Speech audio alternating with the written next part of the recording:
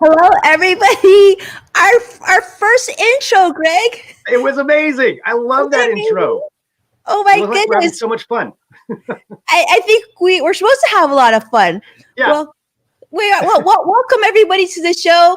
It's amazing to have you with us because if some of you actually might know, Greg, I know we've spilled it a couple times. So some of you might know, but this is a brand new show, Greg. I feel like we got to give you a high five. I know, yeah, a virtual high five, or not virtual, but yeah, however we can do it. However we can do it, we will take it. We will take it. And I see Joshua, Cross-X Fighter, joining from YouTube, and he's like, "Huh? A new show? A new show? A new show? Yeah, we had a few people got the spoilers on it, but this is it. We're launching right now. This is launching. I honestly, Greg, I wasn't sure if we were going to have takeoff today. You know. Yeah, but, I mean, I think we made it through. We got it on. We're going. I mean, I think everybody's seeing it right now. I'm just excited for it. We've been talking about this for so long. I know. I feel like we could create a country together, Greg. I don't know. I mean, I think we're good at like doing stuff last minute, doing stuff early, doing stuff like, yeah, it's all good. Winging it a little bit, yeah. Winging it a little bit, yeah. Well, for those of you who aren't familiar with the one and only, my buddy Greg Nibler here, you can see him. We're actually not in this. Well, you probably guessed it, but we're not geographically in the same state right now. But I gotta say, Greg, this is like so exciting for me because I have been a fan of yours for a very, very long time. Ever since you allowed me to step foot virtually into your studio. Allowed. I think it's more, I was lucky enough to have you step foot in that studio. But this is, yeah, I mean, it's something that, just working with you for so long, and it's the same thing. I've always wanted to do some more stuff. Our segments were always fun. And for anybody who doesn't know, I worked for a company called Digital Trends. I hosted a live show there for years, like 500 and some episodes of that. And that's where Winnie and I kind of met, was on that show. And then after leaving that company and starting my own company, we still kept in contact, and Winnie was a guest on my show, I was a guest on her show, and finally it's like, well, why don't we just do the show together and cut out everything and do it direct? And that's what we're doing right now with the Loop. So it's really, really fun to have this off the ground and just kind of bring both of us together. Bring both of us together. And so what we're going to talk about on this show is the things that we think that are going to be really exciting to you because they excite us. We're going to talk a little business. We're going to talk a bunch of tech. And Greg's going to bring space into this. It's really exciting. I see a lot of our friends joining us. Hello, Vicky. It's on Facebook. I see Robin, Steven, a whole bunch of people. And we're streaming on we used to stream my show on 8 different platforms. I think we're literally streaming on about 12 different platforms. So super excited to have you join us on the first show. I know, Greg, we got to get started. What do you think? Yeah, let's do it. Let's roll on through this. And yeah, as we said, everybody, it's our first show. Please give us feedback, drop in the comments. But yeah, let's talk about what you've got going on there, Winnie. I know you've got some stuff to talk about. I love it. I love it, Greg. And thank you, Greg, for reminding everybody. To keep you in the loop and keep us in the loop, we want to hear from you. So you know what? Since it's our first show, let's do something special.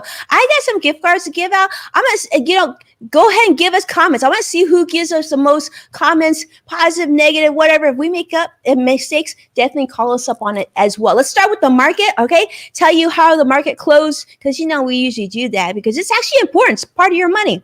The Dow closed up 141 points. Woo! The NASDAQ down 1, and the S&P up 4 points, my friends. So why did the market do well? Greg, do you know? I do not know why. This is why I listen to you on everything that you have to say when it comes to financial news. I am, by all means, no expert. So I really don't know why it is.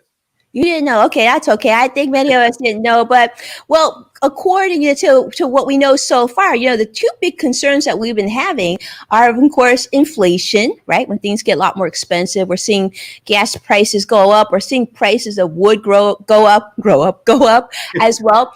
But here's the thing, we're also experiencing record job openings. And in fact, 8% increase to 8.1 million in March. So a lot more jobs available. This is as reported by the U.S. Labor Department. Also, here's some good news. Unemployment numbers actually were awesome last week.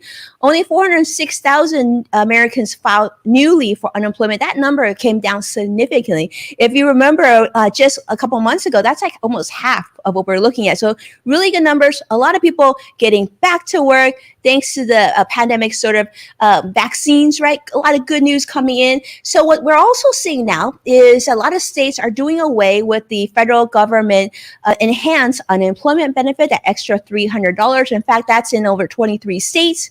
So a lot of good news. But on other matters, I really wanted to make sure, Greg, I told you about this because, I have you been vaccinated? I have been, yes. Okay. Me too. And maybe those of you who are watching, if you've been vaccinated, this might be good news for you too, because it's kind of exciting. For those of you who are vaccinated, there's a lot of cool freebie opportunities out there. You may have heard like states like Ohio and other states are letting you participate in like $1 million lottery. Well, if you don't live in those states, like Greg and I don't, there's other benefits too, because United Airlines is going to be giving out 30 free round trip tickets anywhere on coach or first class anywhere in the world.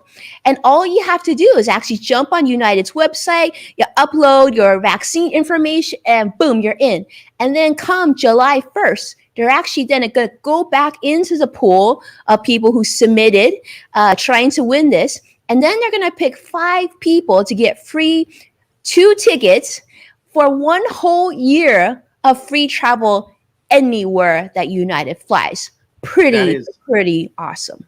That's amazing. I mean, I don't know if you know this about me, but I do love free stuff and also traveling. So this is like hitting 2 amazing things for me, and I'm vaccinated. So I'm definitely going to enter that. I mean, I want any excuse to travel anywhere. I think both of us want that. Probably a lot of people do, going through what we've been through. So to get 30 free flights or however many it is, I would use one every weekend. I would try to see how many places I could go in a short amount of time. Yeah. Okay, so Greg, let me ask you this: so actually, they're going to pick 5 people for the grand prize, and that gives you 1 whole year of unlimited travel. So, Greg, what's the first place you would go to if you won? Oh man, that's hard to say. But I'll tell you though, I would like to probably go to Mexico. I think sitting on a beach sounds like a really, really nice idea right now. And that may be the first trip, the first of many, but I think, I would probably head down to Mexico. Mexico sounds really, really awesome. Plus, I hear the food there is incredible. I'd probably go to Hawaii, but it's just me. Oh, and another thing, I should also add this because I think this is good to know too. CVS, if you got I got my vaccine at CVS, but if you got your vaccine at CVS, they're also doing this thing where they're giving out over 1,000 prizes if you got vaccinated there, and includes actually trips to a Norwegian cruise. Actually, I see my good friend Suzanne Brown joining us from LinkedIn. Suzanne, how's that sound? A Norwegian cruise for your whole family. I mean, and okay, Greg, you might like this. VIP tickets to next year's Super Bowl. Yeah, I like everything that you just said. I'm on board. I didn't get my shot at CVS, but I'll go get another one there if that's what it takes. I'll double up. I don't care. Here, take my arm. Well, there's not the boosters, right? So maybe that. Okay. There it is. Yeah, I'll fly with my free ticket down to a CVS because we don't have one around here, I don't think. And then I'll get another shot. It all makes sense. It all works out. Well, so Greg, here's one of the perks of having 3 kids, right? So my husband and 3 kids, we have more opportunity. That's true. Yeah, you have a lot more entries. So I feel like maybe there's some kind of thing we could do there with the rules on this, but you got to play the cards you have. You got it, right? Maybe adopt a pet. Maybe.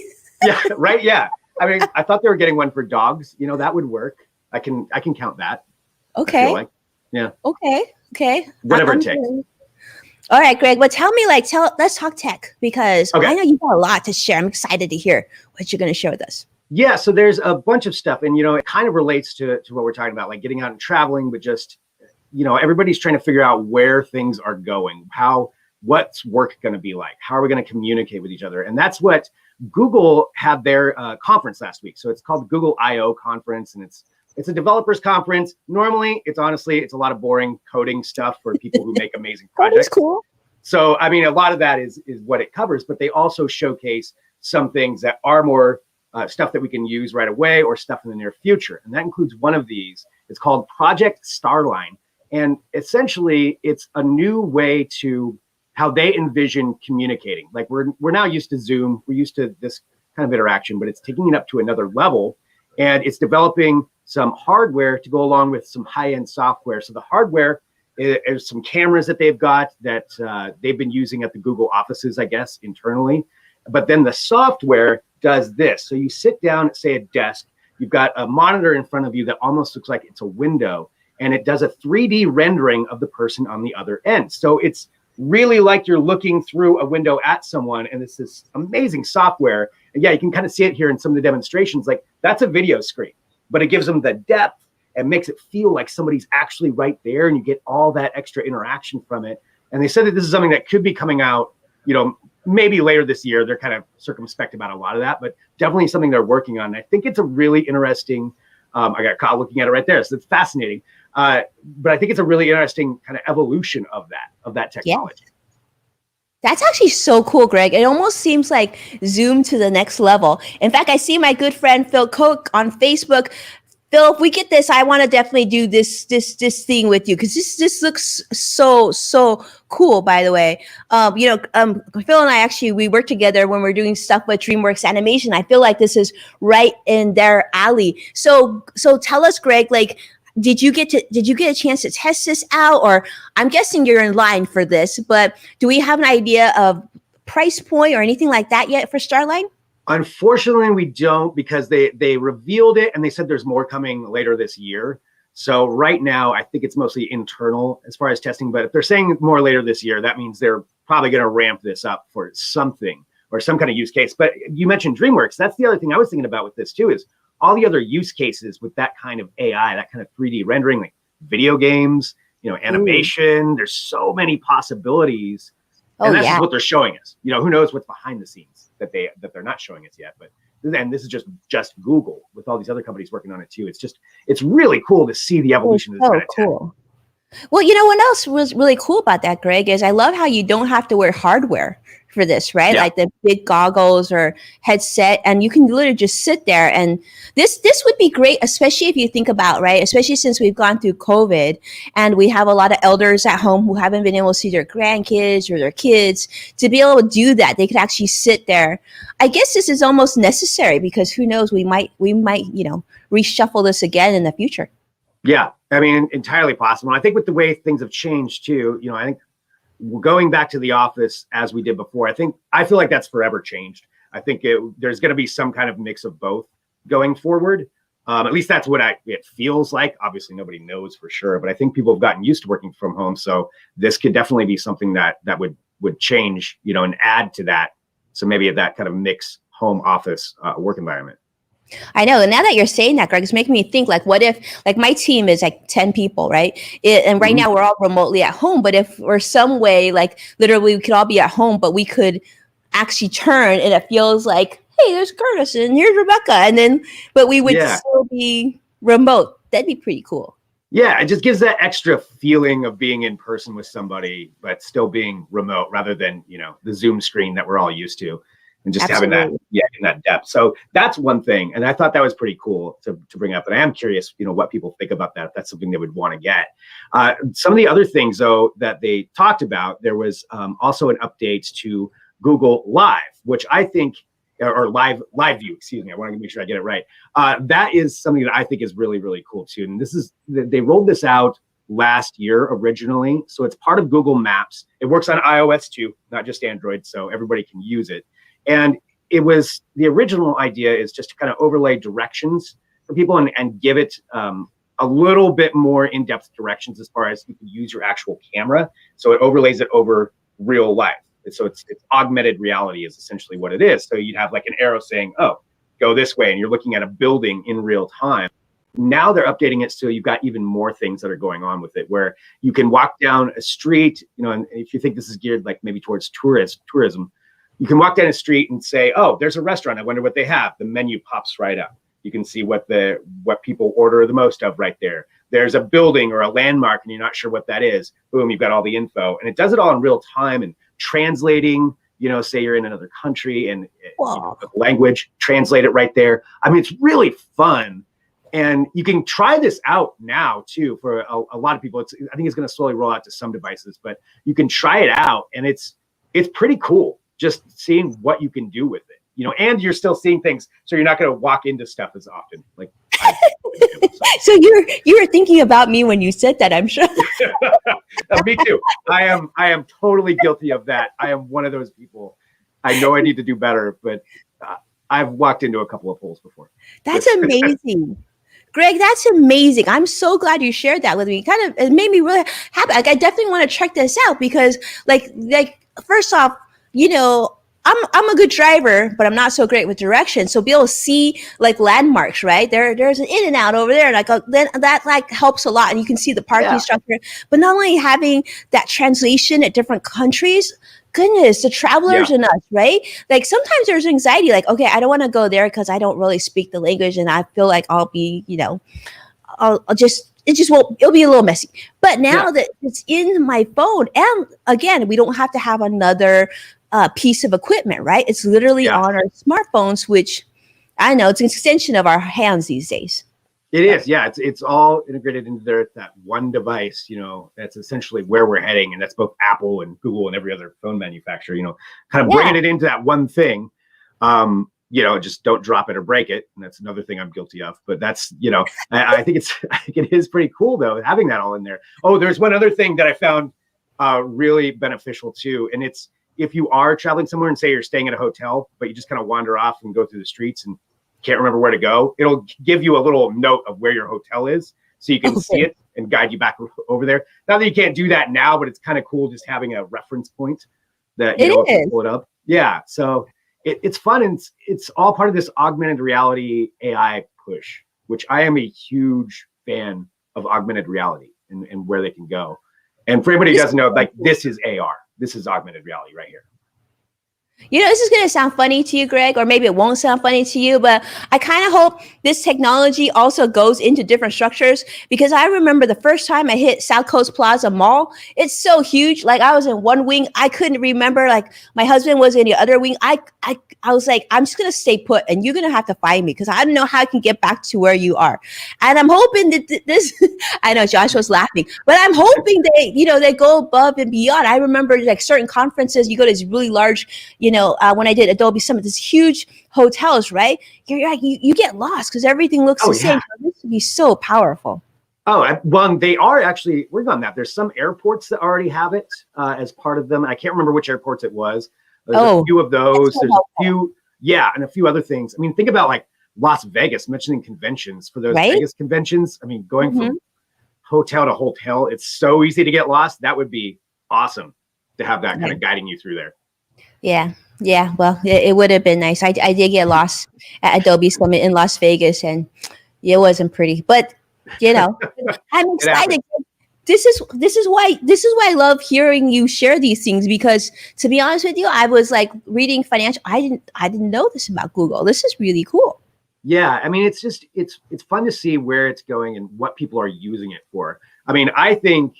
And I don't think this is like some bold prediction. This is kind of where it's heading. But eventually you're going to have this kind of stuff in glasses. There's already a couple of companies that have AR glasses out there that incorporate a little bit of that. I mean, there's people working on contact lenses that will have this. So we go full, Black Mirror style technology. But there's companies working on it to where you would be able to put in just a pair of contacts and have information overlaid, right directly into your eyes, which I don't know how everybody feels about that. I think I'd want to wait for a couple of generations of that before I did it. But how would you feel about that? Would you want to wear the contacts? Well, so that's a good question. I used to wear contacts. I think I think I'd be more okay with that than like, I just feel like first it would be contacts, and then next thing, like some doctors would start putting it in LASIK, and that would just really be freaky. Oh Um, yeah. but yeah, I don't know. I guess, one of my friends told me that it's not a good idea to put AirPods in your ears all the time because it causes some, like, it's not good for your health. But like, what about having something so close to your eyeball?